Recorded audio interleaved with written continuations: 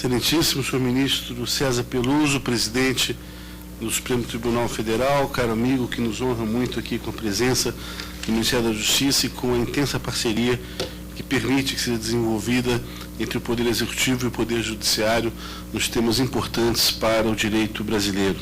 Esse seminário Repercussão Geral em Evolução, que se realiza no Ministério da Justiça, insere-se no contexto da pesquisa acadêmica realizada pela Sociedade Brasileira de Direito Público, no âmbito do projeto Pensando o Direito, gerido pela Secretaria de Assuntos Legislativos deste Ministério da Justiça. Esse projeto almeja qualificar o trabalho do Ministério com a produção de dados empíricos e aproximar a academia dos debates legislativos do país. Mais do que isso, celebra uma etapa importante de aproximação institucional entre o Ministério da Justiça e o Supremo Tribunal Federal. A aproximação institucional, vale lembrar, remota ao início do governo Lula, em que a política judiciária foi alçada a tema central no Ministério da Justiça, com a criação da Secretaria de Reforma do Judiciário. Foram grandes os avanços decorrentes da parceria real e transparente entre Executivo, Legislativo e Judiciário, em busca de uma prestação jurisdicional mais célere e mais efetiva. É nesse contexto que se insere, por exemplo, o primeiro pacto republicano de Estado por um judiciário mais rápido e eficiente, assinado em 2004. Também aqui repousa a Emenda Constitucional 45, conhecida como Emenda da Reforma do Judiciário, que, dentre outras inovações, deu ensejo ao Conselho Nacional de Justiça e ao Conselho Nacional do Ministério Público, para além de inovações como a federalização de crimes contra os direitos humanos e a súmula vinculante, além da que será discutida hoje do Instituto da Repercussão Geral. No que tange à ferramenta da repercussão geral, é importante apontar duas de suas funções centrais. De um lado, trata-se de requisito de admissibilidade, apto a diminuir o número de recursos que chegam ao Supremo Tribunal Federal, e assim conferir mais celeridade à Justiça. De outro, ao ampliar a discricionalidade da Corte, contribui para a redefinição de seu papel, na medida em que permite a circunscrição de sua atuação apenas aos casos em que há evidente repercussão política, jurídica, econômica ou social. Desde sua instituição, contudo, essa é a primeira discussão envolvendo o Ministério da Justiça e o Supremo Tribunal Federal. Tenho certeza e a esperança de que será a primeira de muitas. Os resultados trazidos pela pesquisa, que serão aqui apresentados e debatidos, servirão de referencial para o aperfeiçoamento da base legal e dos aspectos práticos do Instituto, além de servir de importante alicerce para novas pesquisas acadêmicas, cujo progresso depende do primeiro passo dado no dia de hoje. Gostaria também de reinserir essa pesquisa em sua matriz original, qual seja o projeto Pensando o Direito, da Secretaria de Assuntos Legislativos. Iniciado em 2007, o projeto já investiu mais de 5 milhões de reais em 43 projetos de pesquisa, que envolvem 32 das melhores instituições de pesquisa do país. Além da significativa contribuição com o desenvolvimento da ciência jurídica brasileira, o Pensando no Direito manteve vivo e fortalecido o diálogo entre o Ministério da Justiça e atores acadêmicos, como universidades e centros de pesquisa, bem como qualificou seu trabalho cotidiano de análise e elaboração de propostas normativas com dados, teses e debates, outrora ausentes na esfera política. O projeto inova por ter como premissa um modelo de produção normativo aberto e efetivamente democrático, permeável à contribuição socioacadêmica, que resgata a importância do processo legislativo e restaura os laços positivos existentes entre política e direito. Aproxima a excelência das instituições de pesquisa brasileiras dos esforços governamentais e estimula a legítima participação daqueles que têm na lei seu objetivo cotidiano de trabalho. Trata-se, em suma, de um novo enfoque sobre a política legislativa, que deve ser consolidado e ampliado. Não foi à toa, aliás, que no último dia 10, coroando um ciclo de sucesso, o projeto Pensando o Direito foi declarado como um dos vencedores do 15º concurso Inovação na Gestão Pública Federal, promovido pela ENAP, Escola Nacional de Administração Pública. Finalmente, e como não poderia deixar de ser, destaque que a aproximação institucional entre o Ministério da Justiça e o Supremo Tribunal Federal continua a se fazer valer. O segundo pacto republicano de Estado por um sistema de justiça mais acessível, ágil e efetivo, assinado no dia 3 de abril de 2009 pelo chefe dos 3 poderes, busca ampliar o acesso à justiça e aumentar a celeridade mediante alterações legislativas urgentes. Ao término dessa legislatura, cremos ser possível a aprovação de projetos, como o projeto de lei 4208 de 2001, que prevê outras medidas cautelares pessoais, para além da prisão, garantir a devida condução do processo judicial. A prisão preventiva de pessoas investigadas passaria a ser medida excepcional, adotada apenas em casos cuja aplicação de outra medida cautelar seja impossível. Também deve ser destacado como prioritário o projeto de lei 7824 de 2010, que prevê a remissão da pena por tempo de estudo. O projeto incentiva que os presos estudem durante o período de cumprimento da pena, permitindo que a cada 12 horas de frequência escolar seja deduzido um dia no tempo total da pena. Lembro ainda do projeto de lei 3443 de 2008, que agiliza o combate ao crime de lavagem de dinheiro, que atualmente é uma das principais bases para a prática da corrupção. Constam ainda, na pauta prioritária do segundo pacto, o projeto de lei 4723 de 2004, que estabelece o procedimento para a uniformização das decisões nos juizados especiais. O projeto de lei do Senado, número 77 de 2002, que cria a certidão negativa de débitos trabalhistas e estabelece como exigência para quem deseja firmar contratos com a administração pública a quitação desses débitos. E o projeto de lei da Câmara 317 de 2009, que permitirá ao Supremo Tribunal Federal julgar recursos envolvendo casos com ampla repercussão social, ainda que contenham vícios formais, de modo a evitar que o julgamento definitivo de temas de grande importância para a sociedade não aconteça sem apreciação do Supremo.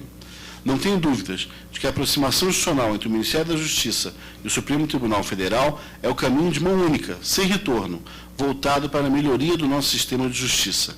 E o debate público acerca dos institutos que nasceram desse processo conjunto, como é o caso do seminário que se inicia hoje, fornece elementos de excelência para o monitoramento e avaliação das decisões legislativas implementadas.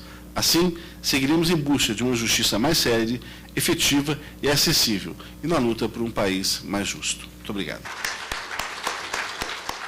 Doutor Luiz Paulo Barreto, ministro da Justiça, e nosso amigo e parceiro. A repercussão geral é um instituto que, em pouco mais de 3 anos de vigência, já modificou o perfil dos julgamentos do Supremo Tribunal Federal. Destinado a fortalecer o papel de corte constitucional, mediante aprimoramento do processo decisório e unificação da inteligência de matérias relevantes, representou ainda um proveito adicional que, ao meu ver, merece relevo. O trabalho conjunto entre os tribunais, que, exigido para gerenciamento, estabeleceu um frutífero clima de cooperação e atuação coordenada. Daí vem que o Supremo Tribunal Federal começa a administrar seu estoque processual sob o prisma do impacto concreto que os julgamentos em sede de controle difuso têm sobre todo o Poder Judiciário. E, de modo correlato, todo o Poder Judiciário passa a acompanhar muito de perto os pronunciamentos do Supremo Tribunal Federal.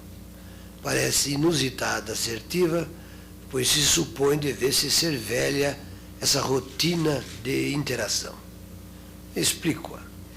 Na sistemática da repercussão geral, uma vez reconhecida a sua existência, todos os processos relacionados ao mesmo tempo ficam sobrestados nos tribunais de origem até o julgamento do mérito pelo Supremo. O gerenciamento de tal acervo passa a ser dos tribunais, assim como a decisão final sobre o mérito. É que lhes toca aplicar o entendimento firmado pelo Supremo aos processos de sua competência, ou, em caso de não retratação, encaminhá-los ao Supremo. Assim, cabe à Suprema Corte acompanhar com prioridade os temas que sobrecarregam os tribunais, bem como aqueles sobre os quais perdure grave divergência jurisprudencial. Cabe também ao Supremo responsabilizar-se pela disponibilidade eficiente de dados claros e bastantes, não somente para o Poder Judiciário, mas também para os jurisdicionados, e velar pela subsistência de um adequado canal de comunicação permanente entre todos os interessados. Aos tribunais de origem, por sua vez, foi conferida a não menor responsabilidade pelo bom sucesso do Instituto.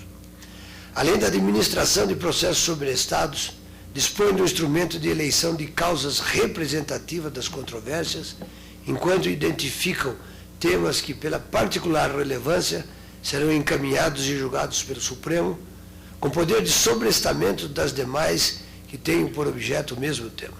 Mais do que isso, nos assuntos em que o Supremo decida não haver repercussão geral, subsiste, agora valorizado, o entendimento de cada tribunal.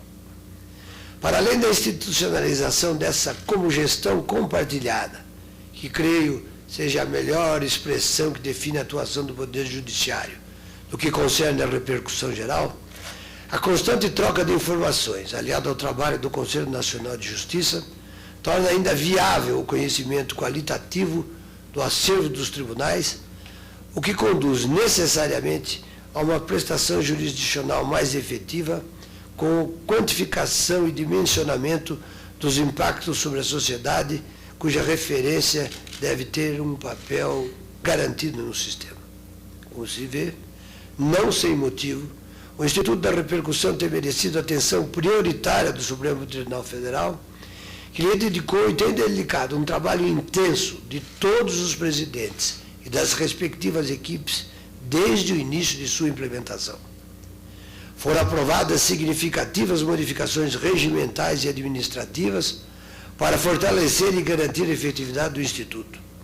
Criou-se o plenário virtual para julgamento da questão da repercussão geral, possibilitando que as manifestações e os votos sejam proferidos em meio eletrônico, em prazo de 20 dias, para concretizar a desejada celeridade, sem prejuízo de um prazo suficiente para reflexão.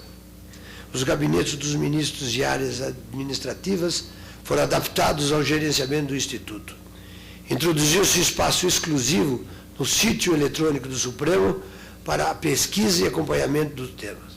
Foi instituída este ano Comissão de Apoio à Repercussão, formada por acadêmicos, advogados e outras pessoas, muitas das quais presentes, que atuaram desde o início da implementação da sistemática do Instituto, para assegurar seja difuso a respeito do conhecimento e considerado todos os pontos de vista desses atores.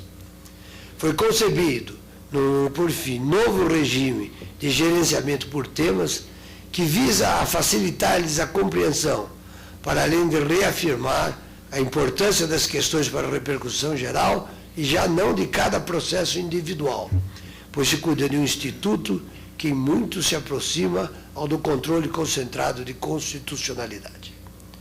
Nos que diz respeito aos tribunais, colhem-se não poucos exemplos de boas práticas, com a criação de estruturas especializadas e métodos inovadores de gerenciamento e disponibilização de dados. Os números falam por si. Desde 2007, o Supremo obteve uma diminuição de 71% dos feitos distribuídos. Essa saudável em ambos os sentidos. Redução significa rapidez na análise dos temas mais conspícuos. Contam-se hoje 338 temas examinados sob o prisma da repercussão geral, a qual foi reconhecida em 241 processos, dos quais já foram julgados pelo mérito 76.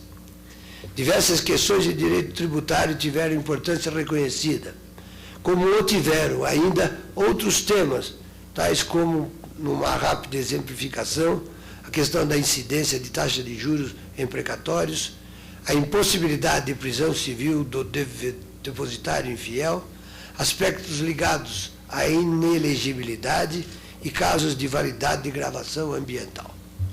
Como se vê, muito já se avançou, mas há ainda muito por caminhar. É preciso, por exemplo, normatizar a matéria da revisão de tese e cuja disciplina vem sendo amadurecida. E é preciso ainda julgar o mérito dos recursos dotados de repercussão geral em notável esforço que vem empreendendo a Corte. A temática da repercussão geral pede ainda reflexões e sugestões de aperfeiçoamento prático, à luz, sobretudo, da observação da aplicação cotidiana das dificuldades práticas e das dúvidas próprias de um instituto em evolução. Nesse contexto é que se insere o presente seminário, que tende a abrir espaço de discussão absolutamente imprescindível a tão elevados propósitos e que registra também a importante inserção do Poder Executivo nesse processo por meio da atuação do Ministério da Justiça, nosso forte e valioso parceiro nessa como em outras empreitadas. Agradeço, assim, a todos os senhores participantes o interesse demonstrado e a presença e, antecipadamente, as contribuições que, tenho certeza, serão absolutamente inestimáveis para a nossa tarefa comum de promover a repercussão geral como um instrumento de justiça. Muito obrigado. Eu gostaria, em nome da Secretaria de Assuntos Legislativos do Ministério da Justiça, agradecer a presença de todos e dizer da felicidade de estar promovendo e recebendo um evento como esse. E feliz por dois motivos centrais. Primeiro, pela relação institucional, que agora se consolida e solidifica entre Supremo Tribunal Federal e Ministério da Justiça, e no momento que o poder público se propõe a discutir ferramentas inerentes ao seu trabalho de maneira pública e transparente, acho que a gente tem um ganho em termos de democracia bastante relevante, e feliz por discutir um instrumento que hoje altera de maneira substancial o trabalho da nossa Corte Suprema e que ainda não mereceu a devida atenção, até pelo pouco tempo de utilização, e que merece ser questionado tanto em termos teóricos quanto em termos práticos. Nessa linha, a pesquisa que vem sendo realizada pela Sociedade Brasileira de Direito Público nos traz e nos vai trazer, vai ser apresentado ao longo do dia, dados bastante interessantes, mas além do nosso aspecto, dos aspectos procedimentais, teóricos, do nosso modelo, é fundamental compreender como modelos similares funcionam, suas aproximações e seus distanciamentos do modelo brasileiro. Então é nesse contexto que a gente tem a grande honra de receber aqui o professor Bert Huang, professor da Universidade de Colômbia, que vai nos brindar aí com uma explanação a respeito da Suprema Corte Americana e com o Writ of Certiorari. Então, sem mais, gostaria de passar a palavra ao professor Bert Huang. So, the American courts Os tribunais americanos federais e estaduais come from an English eles tradition, vêm de uma tradição inglesa, and the English tradition is a e essa formal tradição inglesa judgment. de leis comuns, é o julgamento de leis comuns, e para nossos propósitos, isso significa que Two purposes. há dois That an appeals propósitos court should serve. que um One, tribunal de recursos deciding deve cases. seria decidir os casos, claro, e para esse tribunal significa corrigir erros do And of course, the tribunal comum, other e o outro purpose propósito seria declarar lei, fazer o all of our presidente. appeals courts be Todos os precedent nossos in tribunais, their né, jurisdictions, including the Supreme Court. incluindo o Supremo e os This is a very estaduais. strong tradition. É uma tradição bem forte, novamente vem da prática inglesa, Modified ela foi by modificada realities, pelas realidades, modernity, a maturidade, uma distinção americana, mas every law realmente student in todo America estudante de direito nos Estados Unidos comes out thinking that this is what chega courts do. pensando que é isso que os tribunais fazem. Eles não apenas decidem casos, mas eles declaram leis.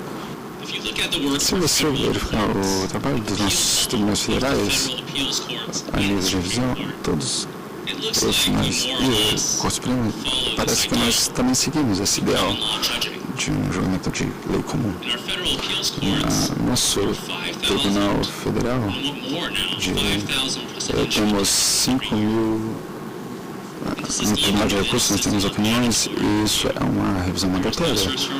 Não temos certiorari, não temos revisões de escrituridade e não temos a negação de um caso.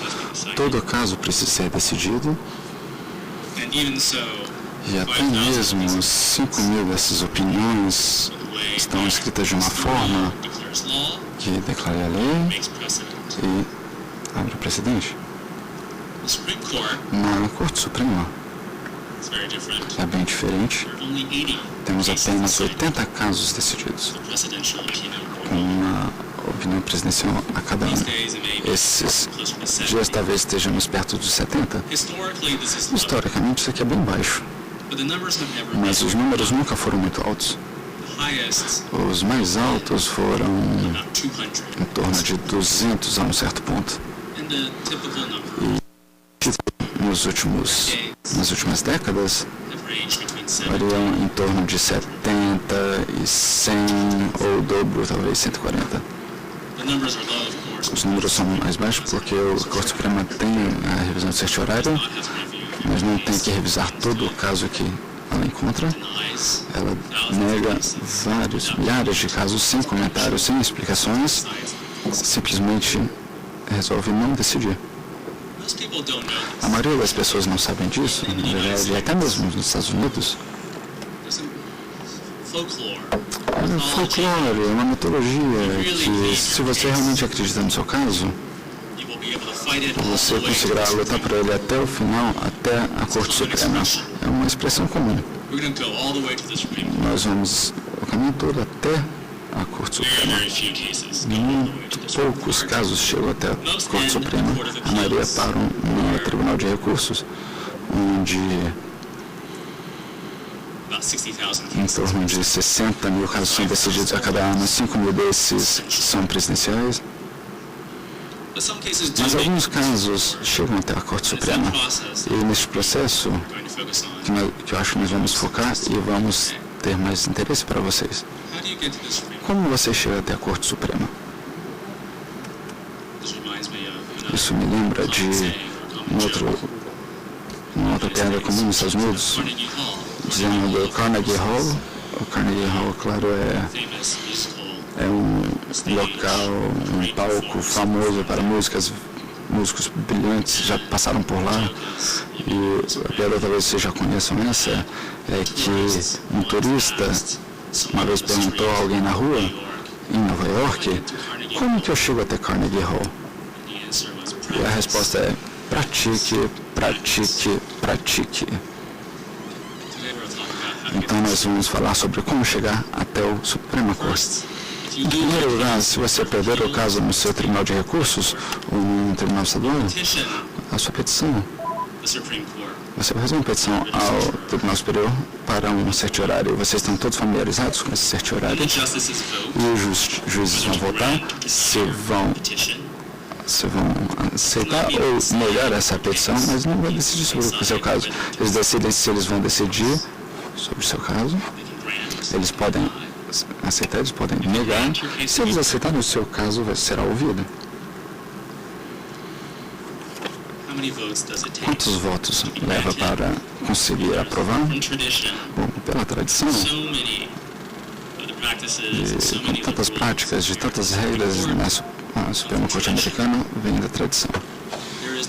Então nós temos de 9 representantes, leva 5 votos para vencer um caso, para se decidir um caso, mas apenas 4 votos para tomar o caso, para decidir e decidir. 4 votos.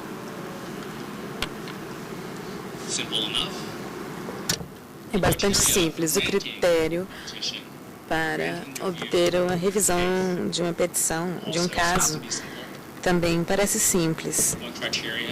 Um critério é a uniformidade da lei federal, que eu vou descrever em detalhes daqui a pouco.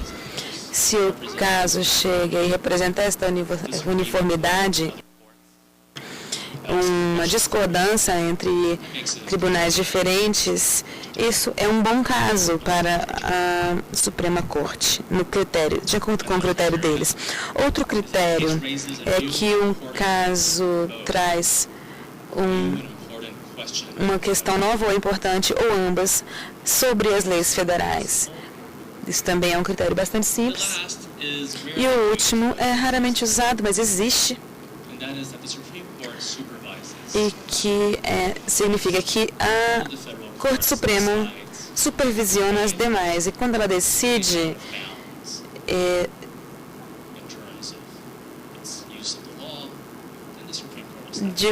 quando esses tribunais decidem de forma desbalanceada, então é o momento do Tribunal Superior, Supremo Tribunal entrar em cena. E o critério que tem sido usado por mais de 100 anos, mesmo antes do certiorari ser praticado na Corte Suprema, a regra de 10, que parece tornar tudo mais claro e mais simples. O primeiro critério, promoção e manutenção da uniformidade, monitorar a uniformidade, tem emergido como o principal critério. Não é uma questão de repercussões gerais, não é uma questão de importância geral para a sociedade. A Corte Suprema nos Estados Unidos hoje se vê como uma guardiã da lei federal e da uniformidade das leis federais, seja nos estados ou nas regiões. Por que isto é um problema? Só existe uma lei federal e a Corte Suprema, que a Corte Suprema trata como precedente, e aí não há questões, não há dúvidas sobre a uniformidade. Mas, diferente da tradição britânica, a Suprema Corte americana apela,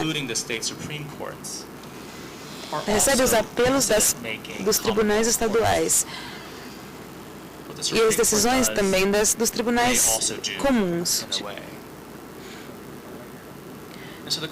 Então a pergunta que surge é: e se o Tribunal de Massachusetts discorda do Tribunal de Nova York sobre uma questão relacionada à lei federal, à Constituição norte-americana? Não são apenas os estados que podem discordar, mas os tribunais de recursos são divididos em 12 regiões e nós temos 50 tribunais estaduais, mas também temos 12 regiões, 12 tribunais de recursos regionais bastante independentes, cada um dos quais lida com questões similares sobre as leis federais e a Constituição Federal. Os matemáticos entre vocês conseguem enxergar as possibilidades de discordância aqui entre estados e regiões, entre estados e estados, entre regiões e regiões. Este é o principal motivo pelo qual a uniformidade é o critério principal levado em consideração pela Suprema Corte. Eu posso dizer o que a Suprema Corte não tem interesse. Vamos dizer aqui, vou contar para vocês como não chegar à Suprema Corte, como não chegar ao Carnegie Hall. Se você quer que eles revisem seu caso porque o Tribunal Federal ou estadual cometeu um erro ou um engano, digamos, não, eles dirão não, desculpem, isso não é suficiente. Nós não nos vemos no papel de corrigir os erros dos estados ou dos outros tribunais. De fato, um dos critérios para a rejeição de um caso, para a rejeição de uma petição, é dizer que este caso está apenas pedindo para que o Estado corrija o seu próprio erro. Isso é surpreendente, porque mesmo os cidadãos norte-americanos não têm conhecimento disso, não têm consciência. Eles acham que podem levar os seus casos, seus processos adiante até a Suprema Corte. Isso não é verdade. E então, o critério para a Suprema Corte recusar também o caso é a revisão das leis estaduais. As leis estaduais são de responsabilidade, de alçada de cada Estado. Isto é uma tradição, existe uma tradição de respeito à soberania dos Estados no sistema federalista americano. Existe muito mais que eu poderia dizer a respeito disso, mas eu vou dizer apenas isso por enquanto. Isso significa que as questões relacionadas às leis estaduais não são decididas pela Suprema Corte norte-americana.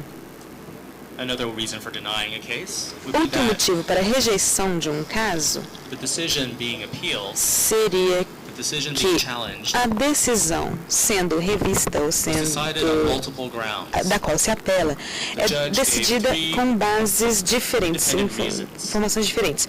O Estado tem motivos diferentes para decidir sobre um caso, seja qual for a direção. Cada motivo é suficiente por si só. Considerando isso, a Suprema Corte não se vê responsável por esse caso. Mesmo que exista um conflito entre os tribunais e hajam outros critérios que atendam os requisitos da Suprema Corte, esses motivos não vão mudar o resultado. Eles simplesmente recusam o caso. O critério final para se recusarem a rever um caso é um bastante comum. E o que acontece não é muito claro. Os tribunais estaduais ou federais são solicitados a se explicarem. Se eles não se explicarem e os fatos do processo não estão claros, é muito difícil esperar que a Suprema Corte aceite este caso como um caso com precedentes. Eles não aceitam. O mesmo ocorre com a jurisdição.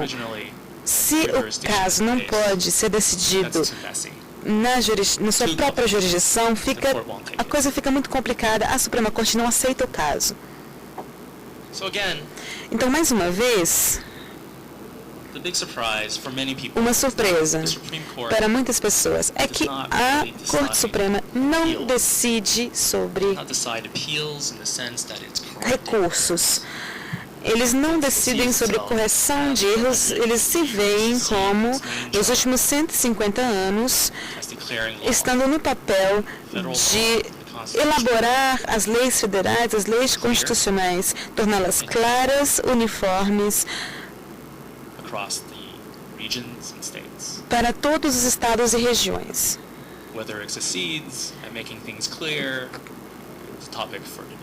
Bem, se conseguem de fato realizar isso é uma outra questão, mas este é o papel no qual eles se veem.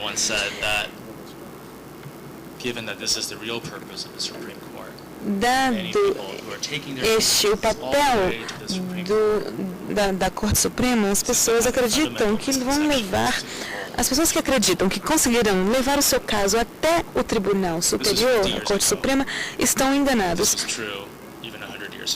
Isto é verdade, há 50 anos, há 100 anos, sempre foi.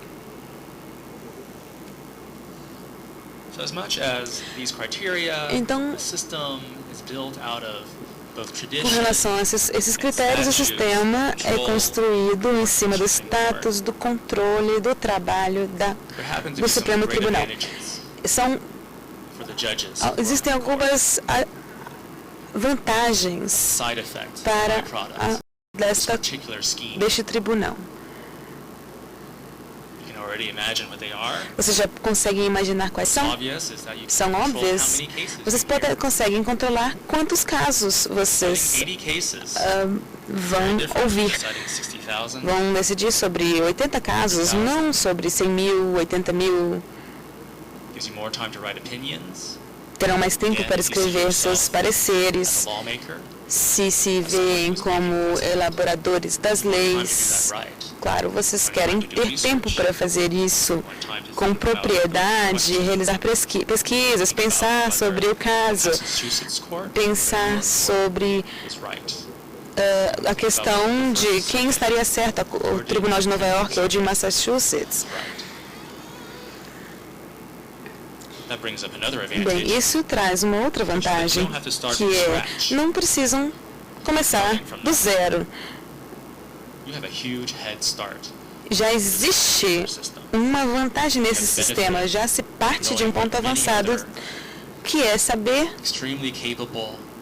que highly qualified judges outros juízes extremamente capazes, altamente qualificados, e seus assessores jurídicos e seus advogados, sua equipe de advogados, já disseram, já emitiram pareceres sobre uma certa questão. Então, frequentemente terão 4, 5 ou talvez mais opiniões diferentes entre as quais escolher, entre os estados, opiniões vindas dos estados ou das regiões, enfim. Isso realmente ajuda bastante. Ajuda muito ter essa pesquisa já feita por você.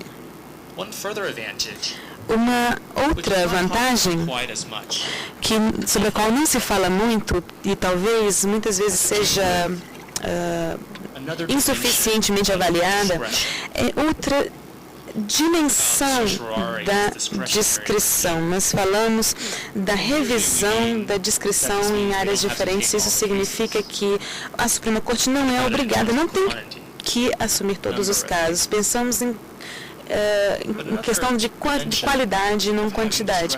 Outra vantagem dessa revisão é que a qualidade dos casos que se usa para estabelecer precedentes é considerada um veículo de ideias. A Suprema Corte considera isso um veículo de ideias sobre determinadas questões relacionadas à lei federal. Não é uma questão de ter menos casos, é uma questão apenas. É uma questão de ser capaz de escolher os melhores casos para estabelecimento de precedentes. Eu vou falar um pouco mais sobre isso daqui a pouco. Isso parece a situação ideal, especialmente para vocês aqui, entre vocês que são juízes. Vocês devem pensar bem, escolher os casos, ter menos que 10 casos por ano, parece bastante bom.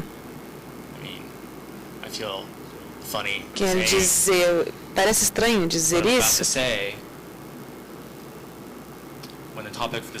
mas quando um dos tópicos de debate nessa conferência é a quantidade de avanços que se consegue fazer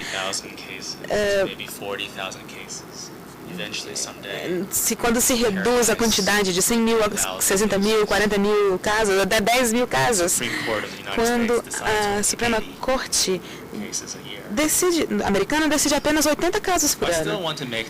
Eu continuo querendo dizer a vocês que a carga de casos, o número de petições, sim, continua importando.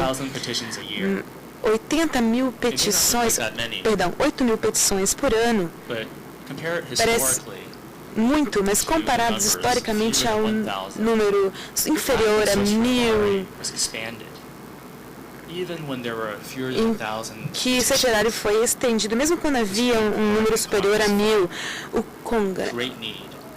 a Corte Suprema, o Congresso percebeu uma necessidade de dar mais discricionariedade para a Suprema Corte, porque mesmo 300 casos já eram considerados um número muito grande para conseguir ser tratado com adequação. Mas 8 mil casos não são tratados. Essa é a desvantagem da discricionariedade. A Corte Suprema decide sobre 80 casos, ao invés de 100 mil casos a cada ano, mas escolher quais 80 casos serão julgados, isso funciona, sim, funciona, mas existe um alto custo, não é uma questão trivial. E o que é mais interessante, e o que eu quero demonstrar é a questão do volume, da quantidade de petições entre as quais se deve escolher quais serão revisadas e quais serão julgadas. Isso cria um sistema, uma espécie de burocracia, especialmente porque se usa assessores jurídicos. Isso pode criar tendências, distorções e talvez nem tanto com relação à quantidade dos casos, mas com relação a quais casos são de fato escolhidos. Talvez a Suprema Corte escolha 80 casos que são triados por este mecanismo, mas quais casos são escolhidos de fato tem muito a ver, no final das contas, com a carga de casos, o volume de casos apresentados. Então agora eu vou falar a vocês em maior detalhe sobre o processo interno da realidade do certiorari, como isso funciona por dentro. Isso não é muito discutido, não é descrito, não tem descrição em regras formais e nem em tradição, mas é assim que funciona. Lembra que eu falei, você segue a petição com a corte se você quiser que a corte use o seu caso. O que acontece é essa petição? A petição vai para o que é chamado para um pool. É um pool de assessores jurídicos. Vou falar mais sobre isso daqui a pouco. Então passa por esse pool de assessores. Esses assessores escrevem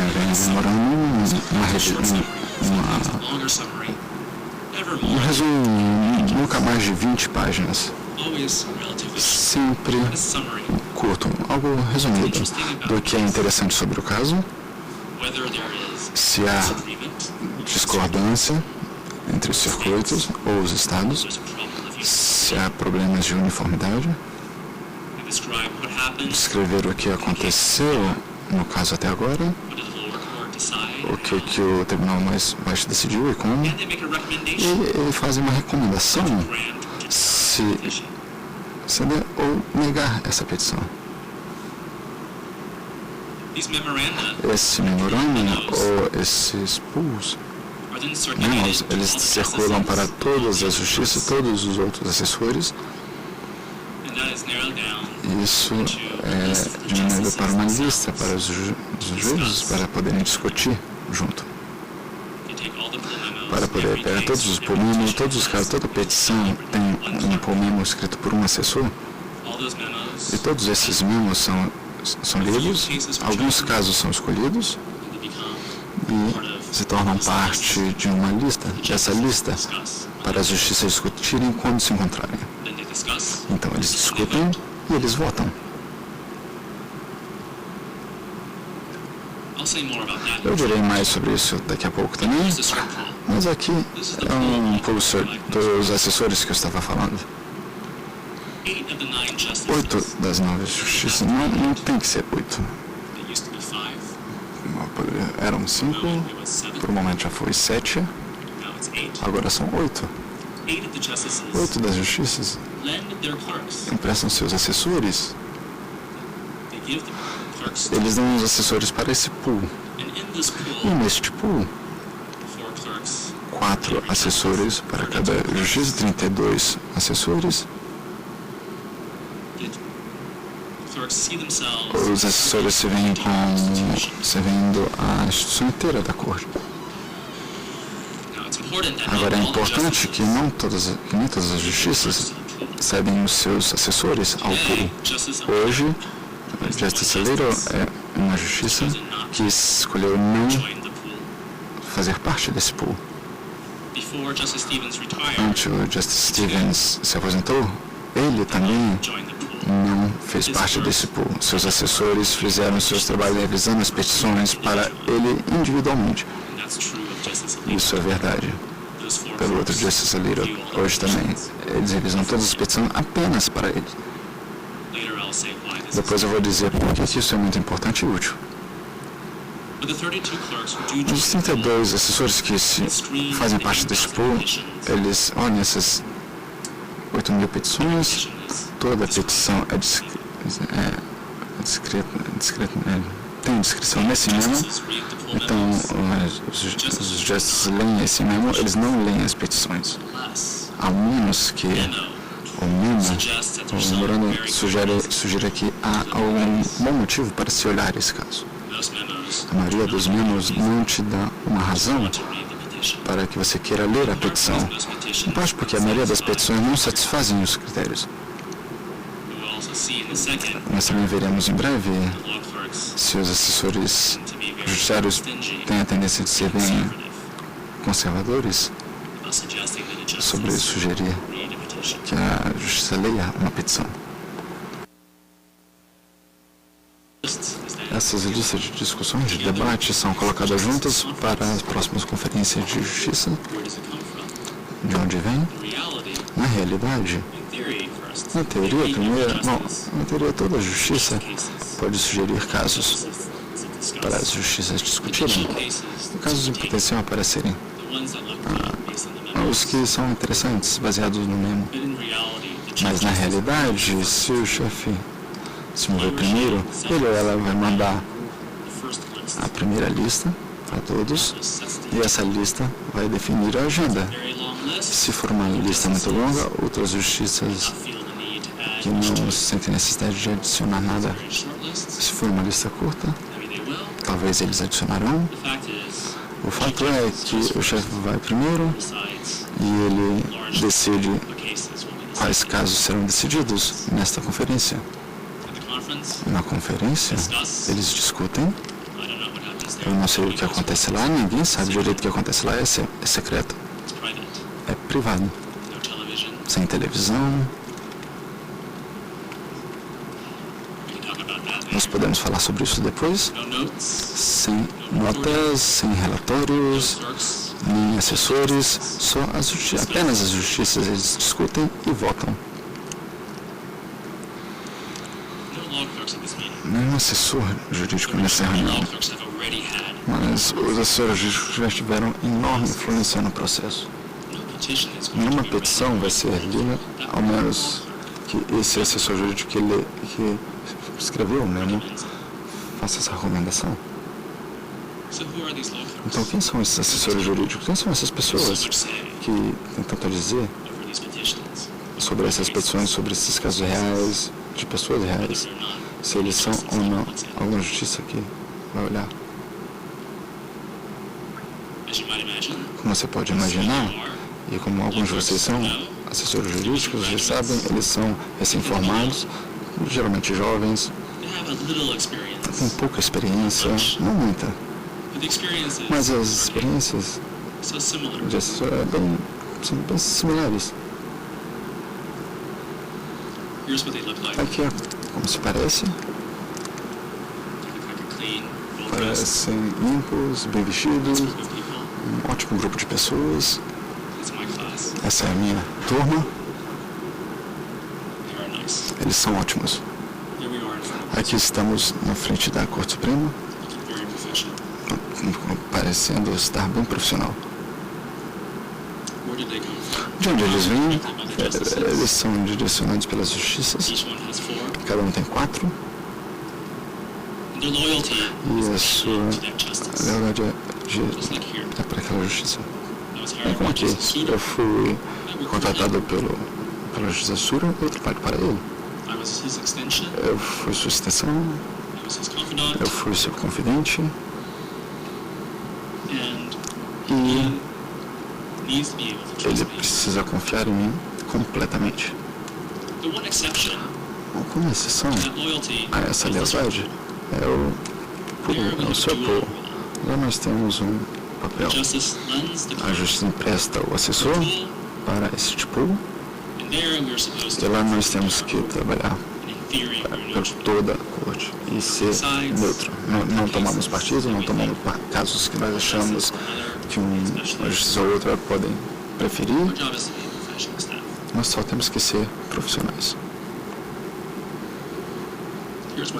Aqui temos uma justiça e seus títulos antes de se aposentar e seus assessores jurídicos.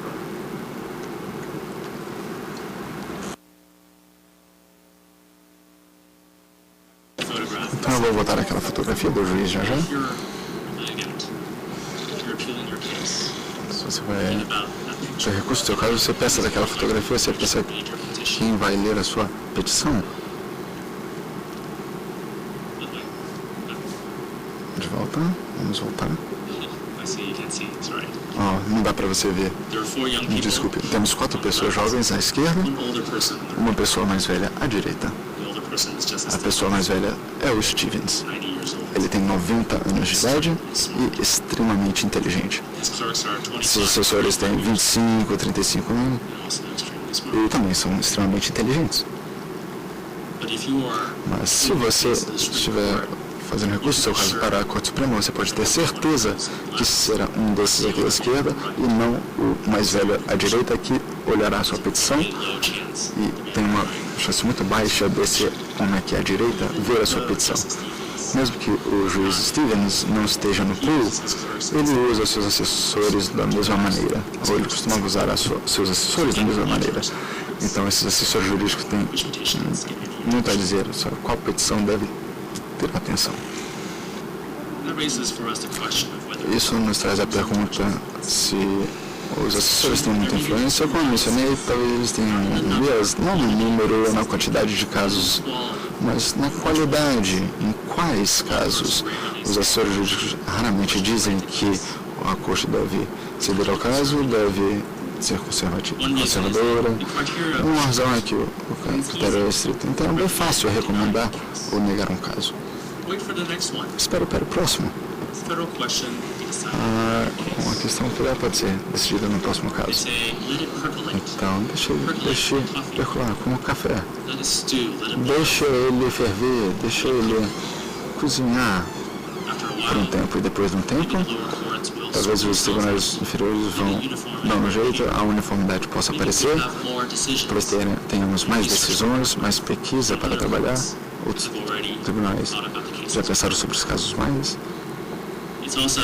E também é mais fácil negar um caso por problema de veiculação.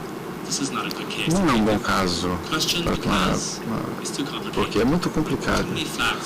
Muitos fatos não são claros. A corte abaixo decidiu base alternativa com as coisas que eu te disse mais cedo. Boas razões para se negar. Mas então tem a preocupação de razões ruins para se negar, ou para os assessores recomendarem para não se pegar o caso. Uma experiência e outra é que a falta de experiência e outra é que eles talvez não sejam seguros. Isso é verdade? A teoria é que os assessores jurídicos evitarão alguns critérios, por exemplo, que esse assunto é importante, que uma lei federal é importante. Eles têm 30 anos de idade, como eles vão saber disso? É isso que eles pensam. Ou essa é a teoria. Eles estão muito desconfortáveis dizendo que um juiz federal ou estadual estava errado sobre uma decisão. Quem são eles para dizer algo assim? E, novamente, na teoria, isso leva eles para enfatizar em excesso o critério objetivo para saber se temos ou não uma uniformidade, se os cortes superiores discordam. Isso é bem objetivo. Os assessores jurídicos conseguem descobrir isso. Essas são as reclamações comuns dos assessores no processo de pool. Eu gostaria de mostrar mais um que é menos conhecido, mas possivelmente mais importante. Que todos os assessores, por causa desse sistema de pool, ser muito conservador, muito inseguro, eles têm medo do que é chamado de DIGD, os casos que a Corte Suprema pega e então decide que nós não devíamos ter pego isso. Essa foi uma péssima decisão. Então isso aí é um embaraço então, para a Corte e também para o assessor jurídico, se ele escrever no seu memo dizendo que nós deveríamos pegar esse caso. E o que isso tem a ver com a carga de casos? Bom, a razão para isso, dias que eu acho que é real, é o sistema pool. O juiz Stevens e seus 4 assessores, eles falavam entre si, é um mundo pequeno, eles são bem confortáveis um com o outro, não tem que se impressionarem, e no sistema pool, o seu público, a sua plateia é maior. São todos os juízes, todos os 9 juízes lerão o seu memo, então é muita pressão. E não apenas isso, todos os 35 de seus colegas lerão seus memos também. Não sabe o que você recomendou. E o caso, se alguma coisa for errado com o caso, meu Deus, tem um público grande aí que você vai está lidando. E a carga de caso, eu acho que é uma das causas para o sistema pool, que internamente é uma causa para a segurança entre os assessores, que vira uma causa para um viés potencial de que casos serem tomados. Se não for 8.000 casos por ano, se forem 800, não precisa ser um número pequeno. Eles não precisará haver um sistema pool. Cada juiz e os seus assessores vão trabalhar junto para descobrir quais petições e casos interessam a eles. Eles não se preocuparão sobre o TEI, não se preocuparão sobre não saber quais casos são importantes, e o resto do público que possam questionar o seu julgamento sobre critério objetivo, então também não tem ênfase em se encontrar casos que se discordam entre si nos tribunais inferiores. Em nome de todos os tribunais e assessores aqui hoje, eu gostaria de defender o sistema de assessores um pouco contra essas críticas, que são bem válidas. Eu acho que não é tão ruim na realidade, porque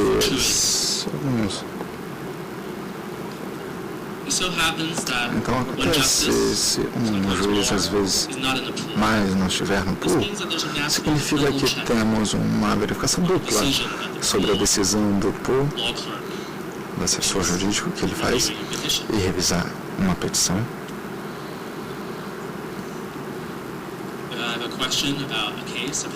Se tiver uma pergunta sobre um caso, uma petição, eu posso perguntar ao assessor jurídico do Stevens ou do Earl o que eles acham. Pelo menos um deles também vai estar vendo a mesma petição. Em resumo, não é apenas um assessor que está vendo os casos, talvez 2, talvez 3. Graças ao juiz que não quis fazer parte desse pool. E a outra coisa é que os assessores são muito bons em partilha. Eles não são bons com critérios subjetivos, mas eles são muito bons com critérios objetivos. A questão é correto não realizar autocorreções?